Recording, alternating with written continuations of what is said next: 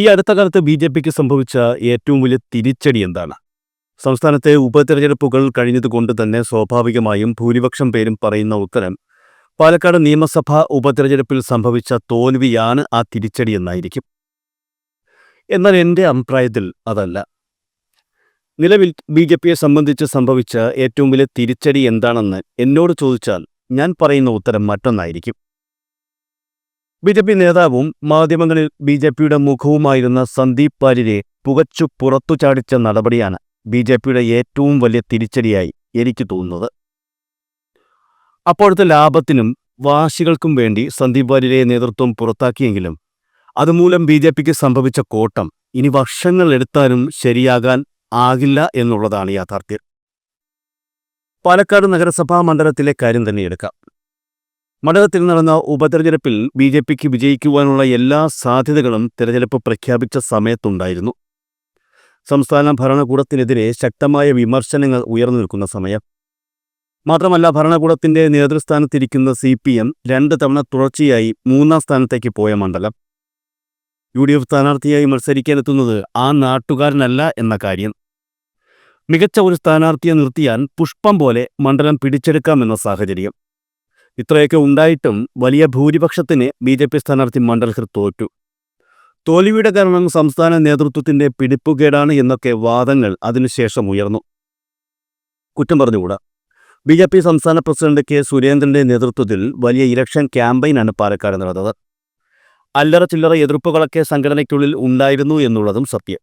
എന്നാൽ ഇലക്ഷൻ കഴിഞ്ഞ് ഫലം വന്നപ്പോൾ 10,000-ന് മുകളിൽ വോട്ടിന് ബി.ജെ.പി സ്ഥാനാർത്ഥി തോറ്റു എന്ന് പറയുമ്പോൾ, അതും തികച്ചും അനുകൂലമായ മണ്ഡലത്തിൽ തോറ്റു എന്ന് പറയുമ്പോൾ, അതിനു കാരണം കോൺഗ്രസ് സ്ഥാനാർത്ഥിയുടെ മിടുക്കോ CPM സ്ഥാനാർത്ഥിയുടെ മിടുക്കില്ലായ്മയോ മാത്രമായി കരുതാൻ വയ്യ. ഇലക്ഷന് 2 ദിവസം മുൻപ് മാത്രം ബി.ജെ.പി വിട്ട് കോൺഗ്രസിലേക്ക് വന്ന സന്ദീപ് വാര്യരും ആ തോൽവിക്ക് ഒരു കാരണം തന്നെയാണ്. സന്ദീപ് വാര്യർ ബി.ജെ.പി വിട്ട് കോൺഗ്രസിൽ പോയതുമായി ബന്ധപ്പെട്ട് സമൂഹ മാധ്യമങ്ങളിൽ ഉയർന്ന ചർച്ചകളും വാദങ്ങളുമൊക്കെ ബി.ജെ.പിക്കും സംസ്ഥാന നേതൃത്വത്തിനും എതിരായിരുന്നു. സന്ദീപിന്റെ മുൻകാല പ്രവർത്തനങ്ങളും നിലപാടുകളും വെച്ച് നോക്കുകയാണെങ്കിൽ അദ്ദേഹം ഒരിക്കലും കോൺഗ്രസിലോ CPM-ലോ മറ്റു മതേതര പാർട്ടികളിലോ പോകാനുള്ള ഒരു വ്യക്തിയായിരുന്നില്ല. ബി.ജെ.പിയിൽ ആളെ കൂട്ടാൻ കഴിവുള്ള ഒരാളായിരുന്നു. സന്ദീപിനെ വിട്ടുകളഞ്ഞതിന് വലിയ വിലയാണ് ബി.ജെ.പിക്ക് നൽകേണ്ടി വന്നത്. എന്നാൽ അതൊരു തുടക്കം മാത്രമാണെന്നുള്ള സൂചനകളാണ് ഇപ്പോൾ പുറത്തു വരുന്നത്.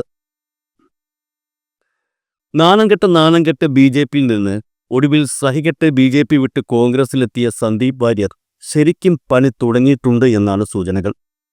ബി.ജെ.പിയിലെ അസംതൃപ്തരെ കോൺഗ്രസിലെത്തിക്കാനുള്ള നടപടികളുമായി സന്ദീപ് വാര്യർ മുന്നോട്ടു പോകുകയാണെന്ന റിപ്പോർട്ടുകളാണ് ഇപ്പോൾ പുറത്തു വരുന്നത്. ഇത് വ്യക്തമാക്കി അദ്ദേഹം ഫേസ്ബുക്കിൽ കുറിപ്പിടുകയും ചെയ്തു. ബി.ജെ.പി വിട്ട് കോൺഗ്രസിലെത്തുന്ന ഒരാളും രാഷ്ട്രീയമായി അനാഥമാവില്ല എന്ന ഉറപ്പും അദ്ദേഹം നൽകുന്നുണ്ട്. ഈ കൂട്ടത്തിൽ ഒരു കാര്യം കൂടി പറയാം. പാലക്കാട് നിയമസഭാ മണ്ഡലത്തിൽ നടന്ന ഉപതെരഞ്ഞെടുപ്പിൽ കോൺഗ്രസ് സ്ഥാനാർത്ഥി തോറ്റുപോയിരുന്നു എങ്കിൽ സന്ദീപിന്റെ രാഷ്ട്രീയ നിലനിൽപ്പ് തന്നെ ബുദ്ധിമുട്ടിലായേനെ. എന്നാൽ അങ്ങനെയൊന്നും സംഭവിച്ചില്ല എന്നുള്ളത് സന്ദീപിനെ സംബന്ധിച്ചും സന്ദീപിനെ പോലെ ബി.ജെ.പി വിട്ട് പുറത്തുപോകാൻ നിൽക്കുന്നവരെ സംബന്ധിച്ചും വലിയ പ്രതീക്ഷകളാണ് നൽകുന്നത്. ഒരിക്കലും സന്ദീപിനെ കോൺഗ്രസ് ഇനി മാറ്റി നിർത്തില്ല എന്ന കാര്യം ഉറപ്പാണ്.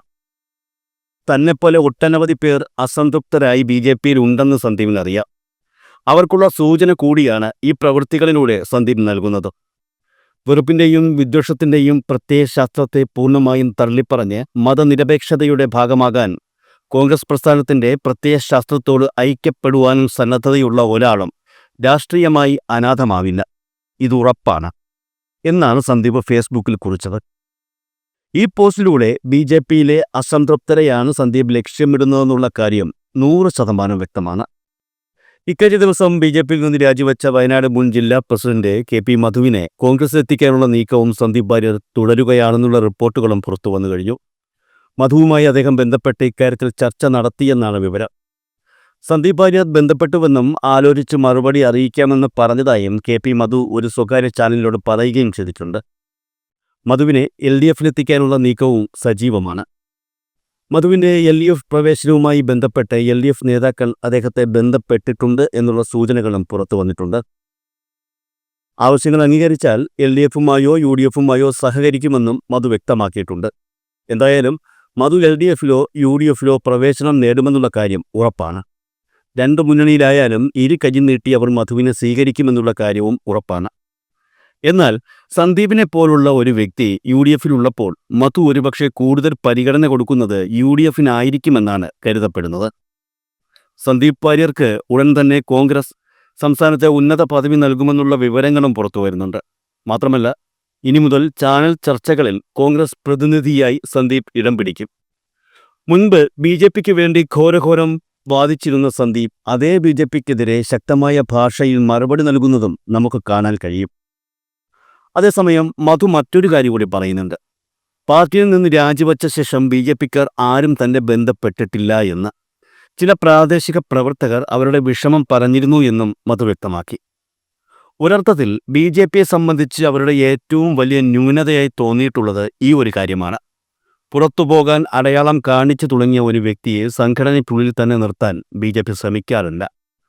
പുകഞ്ഞ കൊള്ളി പുറത്ത് എന്നുള്ള നിലപാടാണ് അവർ പിന്തുടർന്നു വരുന്നത്.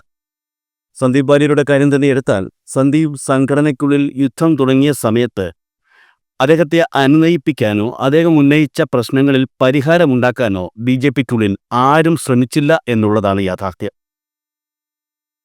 ഒരുപക്ഷെ അന്ന് സന്ദീപിന്റെ പ്രശ്നങ്ങൾ കേൾക്കാനും ആ പ്രശ്നങ്ങൾക്ക് പരിഹാരം ഉണ്ടാക്കാനും BJP നേതൃത്വം ശ്രമിച്ചിരുന്നു എങ്കിൽ ഒരിക്കലും BJPക്ക് ഇത്തരത്തിൽ സ്വന്തം പ്രവർത്തകരുടെ മുന്നിൽ നാണം കെട്ട് നിൽക്കേണ്ടി വരില്ലായിരുന്നു. BJP നേതൃത്വവുമായുള്ള ഉടക്കിനെ തുടർന്ന് കഴിഞ്ഞ ദിവസമാണ് സംഘടനയിൽ നിന്ന് മധു രാജിവെച്ചത്. എന്തായാലും മധുവിന്റെ രാജിക്ക് പിന്നിൽ സന്ദീപ് വാര്യർ പ്രശ്നത്തിന്റെ സ്വാധീനമുണ്ടെന്നുള്ള കാര്യം വ്യക്തമാണ്. സന്ദീപ് വാര്യർക്കും മധുവിനും പിന്നാലെ കൂടുതൽ BJP നേതാക്കൾ പാർട്ടി വിട്ട് കോൺഗ്രസിലേക്ക് ചുവടുമാറുമോ എന്ന് സംസ്ഥാന നേതൃത്വത്തിന് ഇപ്പോൾ ഭയം തുടങ്ങിയിട്ടുണ്ട്. നിർണായകമായ ഒരു തെരഞ്ഞെടുപ്പിന് തൊട്ടു മുൻപ് ഏറെ ജനസ്വാധീനമുള്ള സന്ദീപ് വാര്യരെ പിണക്കി കോൺഗ്രസിലെത്തിച്ചത് സംസ്ഥാന നേതൃത്വത്തിന്റെ പിടിപ്പുകേടാണെന്നാണ് പ്രവർത്തകരിൽ ഭൂരിഭാഗവും പറയുന്നത്. അതിന്റെ ഫലം പാലക്കാട്ടെ തെരഞ്ഞെടുപ്പിൽ വ്യക്തമായി പ്രതിഫലിക്കുകയും ചെയ്തിരുന്നു. BJPയെ സംബന്ധിച്ച് കേരളം ഇന്നും ഒരു ബാലവാടിയാണ്. LP ക്ലാസുകളും UP ക്ലാസുകളും ഹൈസ്കൂൾ ക്ലാസുകളും +2 ക്ലാസുകളും കഴിഞ്ഞ് കോളേജിലേക്ക് എത്താൻ ഇനിയും സമയമുണ്ട്. സംസ്ഥാനത്ത് ഒരു MLA പോലുമില്ലാത്ത പാർട്ടിയിൽ ഇതുപോലെ നേതാക്കൾ പരസ്പരം പാരവയ്പുമായി ഇറങ്ങിയാൽ എങ്ങനെ ജനങ്ങൾ പാർട്ടിയെ വിശ്വാസത്തിലെടുക്കുമെന്നാണ് അസംതൃപ്തരായ ചില BJP നേതാക്കൾ ചോദിക്കുന്നത്.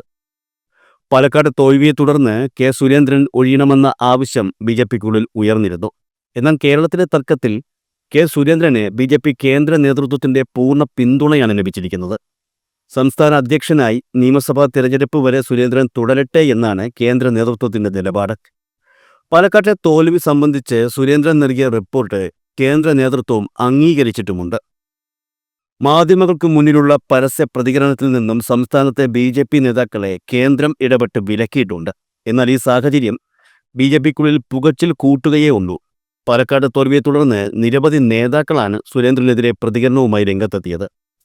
ഇത്രയും നാൾ തങ്ങൾ മനസ്സിൽ അടക്കിപ്പിടിച്ച പ്രതിഷേധങ്ങളൊക്കെ സന്ദീപ് വാര്യർ വിഷയവും പാലക്കാട്ടെ തോൽവിയും പുറത്തു വന്നതിന് പിന്നാലെ പൊട്ടിത്തെറിക്കുകയായിരുന്നു. എന്നാൽ ഇതൊന്നും ഞങ്ങളുടെ ശ്രദ്ധയിൽപ്പെട്ടില്ല എന്നാണ് കേന്ദ്ര നേതൃത്വം നൽകുന്ന സൂചനകൾ. നേതാക്കളെ പരസ്യ പ്രതികരണത്തിൽ നിന്നും വിലക്കിയതോടെ ഇനിയൊരു പൊട്ടിത്തെറി ഉണ്ടാകില്ലെന്ന വിലയിരുത്തലാണ് നേതൃത്വം. BJPയിൽ നിന്ന് ഒരുപാട് നേതാക്കൾ മറ്റു പാർട്ടികളിലേക്ക് പോയിട്ടുണ്ട്. മറ്റു പാർട്ടികളിൽ നിന്ന് ഒത്തിരി നേതാക്കൾ BJPയിലേക്കും വന്നിട്ടുണ്ട്. കഴിഞ്ഞ കാലങ്ങളിൽ കോൺഗ്രസ് നേതാക്കളെ അടർത്തിയെടുത്ത് BJPയിലേക്ക് കൊണ്ടുപോകുന്ന ഒരു പ്രവണത BJPക്കുണ്ടായിരുന്നു. അബ്ദുള്ളക്കുട്ടി ഉൾപ്പെടെ നിരവധി നേതാക്കൾ ഇത്തരത്തിൽ BJPയിലേക്ക് പോവുകയും അവിടെ ചുമതലകൾ ഏറ്റെടുക്കുകയും ചെയ്തിരുന്നു. എന്നാൽ BJP ഇത്രയും നാളും ചെയ്ത ഈ പരിപാടികൾക്ക് ഒരൊറ്റ മറുപടിയാണ് കോൺഗ്രസ് നൽകിയത്. BJPയിൽ നിന്നും സന്ദീപ് വാര്യരെ കോൺഗ്രസ് അടർത്തി മാറ്റി ഇപ്പുറത്ത് കൊണ്ടുവന്നു. ഇത്രയും നാൾ ആരൊക്കെ BJPയിലേക്ക് പോയിട്ടുണ്ടോ അതിനെല്ലാം ഒരേ ഒരു വ്യക്തിയെ ഇങ്ങോട്ട് കൊണ്ടുവന്നാണ് കോൺഗ്രസ് പ്രതികാരം ചെയ്തത്. മാത്രമല്ല, വന്നയാൾ ചില്ലറക്കാരനുമല്ല, പണി അറിയാവുന്ന ആളാണ്. അദ്ദേഹം പണി തുടങ്ങിയിട്ടുണ്ട്. അത് BJP എങ്ങനെ താങ്ങും എന്നുള്ളതാണ് ഇനിയുള്ള ചോദ്യം.